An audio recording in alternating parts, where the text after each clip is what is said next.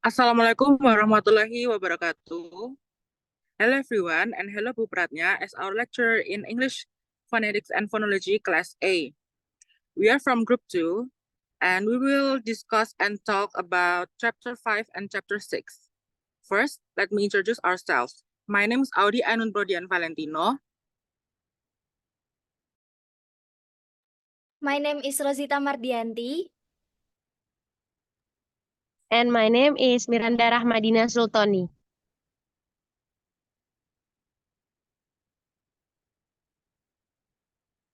Okay. First, we will talk and discuss about Chapter 5, about phonemes and symbols and phonemes. Okay, so let me start explaining it to you guys. So phoneme is the smallest units of a sound, and when we speak, we produce a continuous stream of a sound, and it is divided into small pieces that we call segments. Phonemes also distinguish one element of word to another. Each of segments can be pronounced in many slightly different ways. The number of different sounds or segment types in English is not greater than 20. Substituting one of the 20 vowels can change the meaning of a word. For example, substituting A for an E in the word bed results in bad. However, if two slightly different ways of pronouncing the same sounds are used, the meaning of the word remains unchanged. Therefore, the total range of sound produced by a speaker is practically infinite. Next slide. So in English, there are two possible ways to pronounce the sound, such as B with full voicing or aspirated or unaspirated realization. This realization can be substituted without changing the meaning. In speech, aspirated and unaspirated realizations are recognized as T by English speakers, but they are not found in the same place. The separation of realization is called complementary distribution. Different realization of phonemes are sometimes called allophones, and they are not typically indicated when writing symbols to represent sounds.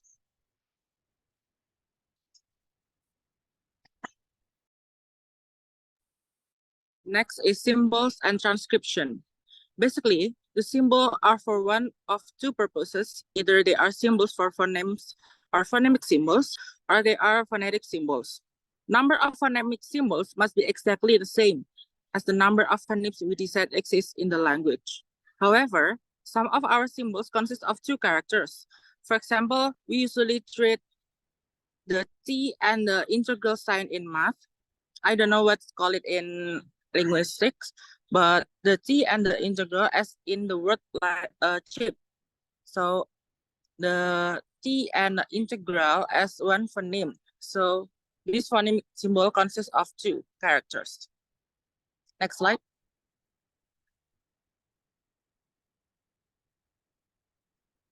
And then write a transcription that was much more accurate in phonetic detail and contain much more information than a phonemic transcription.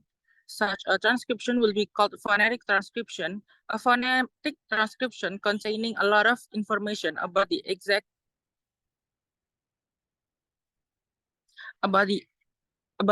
quality of the sound will be called a narrow phonetic transcription, while one which only included a little more information than a phonemic transcription would be called a broad phonetic transcription.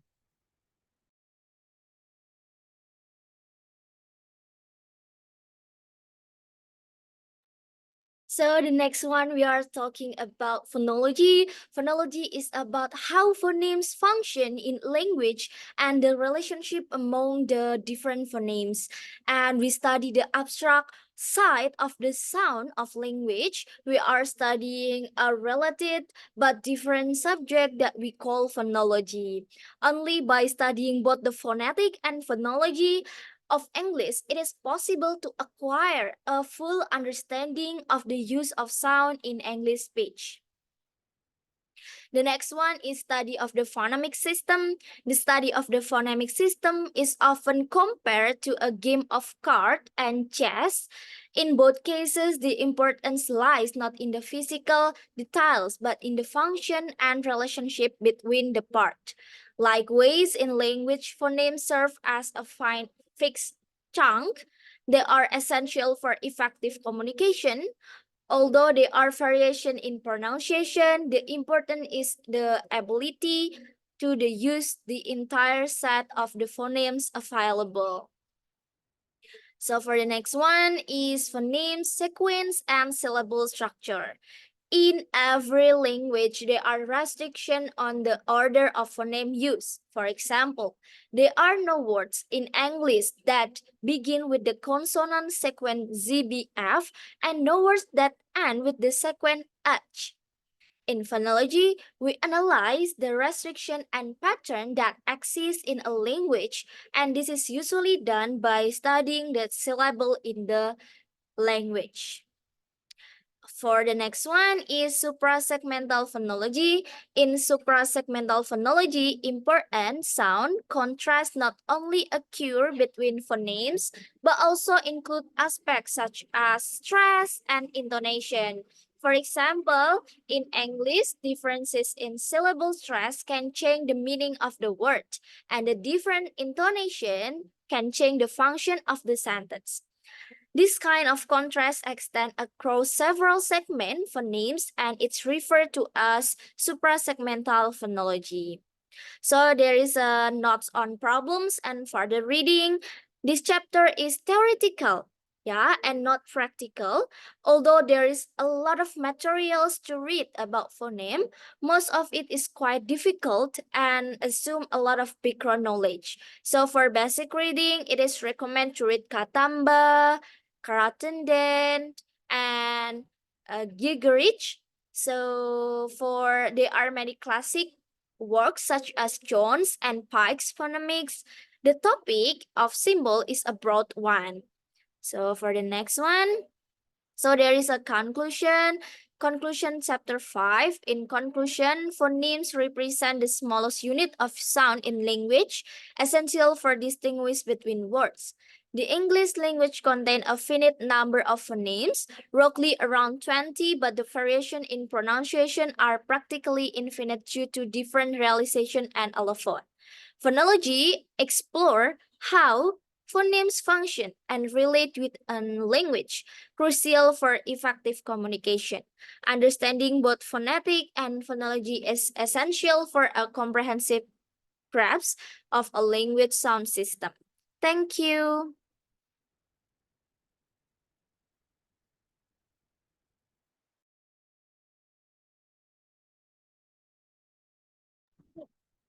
Okay, after we discuss and talk about chapter 5, now let's move on to our chapter 6, that is fricatives and affricates.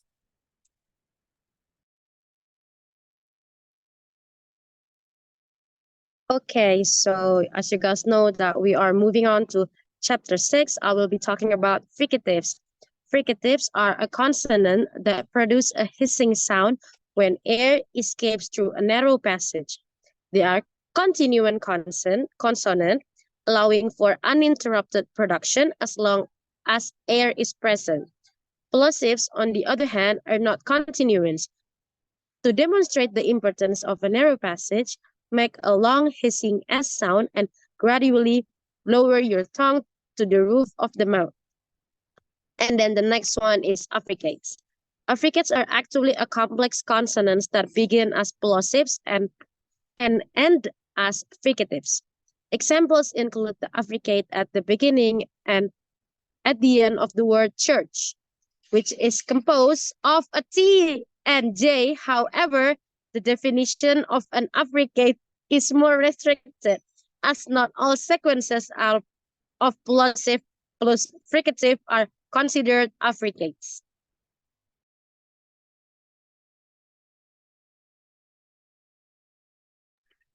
Now, this is the fricatives of English. So this is the place of articulation, and with the exception of glottal, each place of articulation has a pair of phonemes, one fortis and one lenis. This is similar to what was seen with the plosives. The fortis fricatives are said to be articulated with a greater force than the lenis, and their friction noise is louder. The lenis fricatives have very little or no voicing in initial and final positions, but may be voiced when they occur between voice sounds. The fortis fricatives have the effect of shortening a preceding vowel in the same way as fortis plosives do. Next slide. Okay. This is the picture number 18, labiodental fricative. These are labiodental fricative. The lower lip is in contact with our upper teeth. So the example is in the transcription of F and V. For example, words is fan, fan, safer, safer, half, and half. Now in picture number 19 is dental fricative. The tongue were placed between the front teeth. In fact, however, the tongue is normally placed behind the teeth. So this is the for sign like in the picture, like theta and the tercoret. For example, is thumb, thus either father, breathe, and breathe. Next slide. Picture number 16, alveolar articulation. These are alveolar articulation or alveolar fricatives with the same place of articulation as T and D. Wait.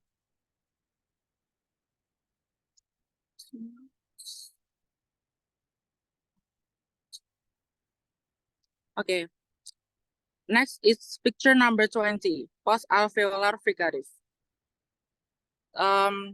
The sign of integral and number 3. So for the examples is for ship, Russia, measure, iris, and garage.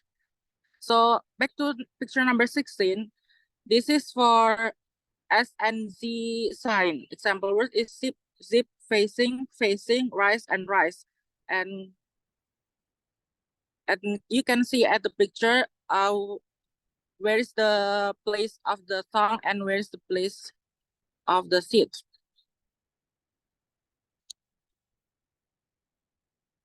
Next slide. And now is the H. For phonological H is a consonant. It is usually found before vowels, as well as being found in initial position. It is found medially in words such as ahead, shed, greenhouse, greenhouse. And it is noticeable that when H occurs between voice sounds, and it is pronounced with voicing, not the normal voicing of vowels, but a weak, slightly fricative sound called breath voice. And H, the place of articulation of this consonant is glottal. This means that the narrowing that produces the friction noise is between the vocal folds. If you breathe out silently, then produce H, you are moving your vocal folds from wide apart to close together. Next slide. So for the next one is the affricative of a language. So in English, ch and j are two affricate phonemes. As with plosive and most fricative, there is a fortis or lenis pair with the same voicing characteristic as other consonant. The ch phoneme is slightly aspirated in position where PTK are aspirated, but not strongly enough so that it does not need to be particularly noticed by foreign learners. And the next one. So the next one is fortis consonant. What is fortis consonant? Fortis consonant is described so far, except ha, belongs to pairs distinguished by the distinction between fortis and lenis. For these consonants are commonly mentioned in this chapter. First, for this consonant at the end of a syllable can shorten the previous vowel, but long vowels and diphthong and affect the continuant consonant that comes before it. For this consonant are generally articulated with the glottis open, but can also be with the glottis completely closed, which is called glottalization. Glottalization mainly occurs with the consonant j at the end of a stressed syllable. The next one, so there is a pictures about glottalization. I will take one example. So there is a nature with glottalization, nature. Without glottalization, nature. So there is a difference. And the next one is actor. With glottalization is actor. Without glottalization is actor. So for the next one, now there is a notes on problems and further reading. The dental fricative consonant is a problem because although there is not many English words containing this sound, they are used very frequently, such as the, this, there, that. This consonant often have so little friction to classify them as fricative, more similar to a weak dental plosive or lanis. On the phonological side, a discussion of the phonemic analysis of the two marginal fricative, the and z is introduced, which is a problem, although not a very important or fundamental problem. This gives an idea of this kind of problem that can arise in analyzing phoneme system language. Thank you. Okay, for the conclusion of chapter 6 is, in summary, fricatives and affricates are important category of a consonants in English phonetics. Fricatives produce a hissing sound due to air passing through a narrow passage, while affricates begin as a plosive and end as fricatives. English fricatives include labiodental, interdental, alveolar, and glottal sounds, each with distinct articulatory characteristics.